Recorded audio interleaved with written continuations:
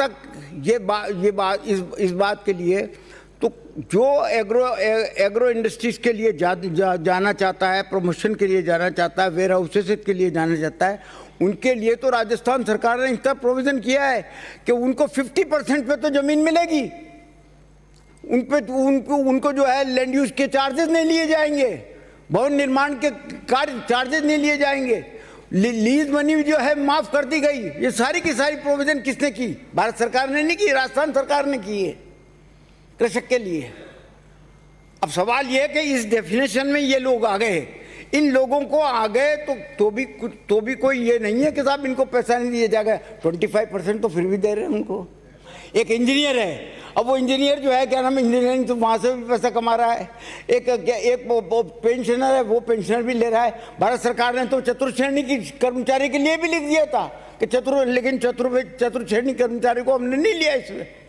भारत सरकार ने तो पता नहीं क्या क्या किया है।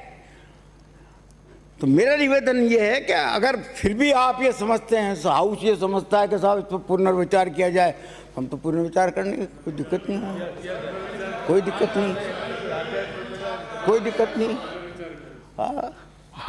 माननीय मंत्री जी, आपका क्या आदेश है? आप तो ये फरमा दो ना। आप बैठो तो 2 मिनट आदेश देता हूँ मैं। हाँ तो मैं बैठ जाता हूँ। माने बैठे, मान से बैठे प्लीज, माने बैठे, रोज बैठे प्लीज बैठे। मैं फिर माननीय मंत्री जी, मेरी जिम्मेदारी है एक अध्यक्ष की हैसियत से एमएलए के इंटरेस्ट को प्रोटेक्ट करना।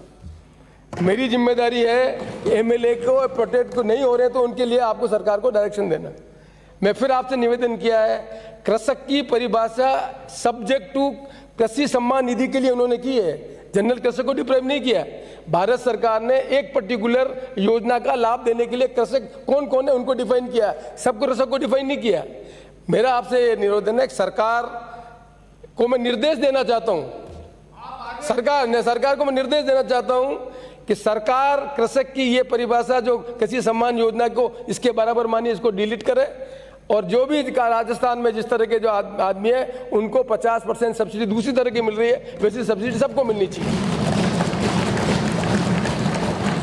आप खड़े होकर बोलोगे तो बैठे बैठे तो होगा नहीं। आपने 2 बार तो निवेदन का, आदेश नहीं का।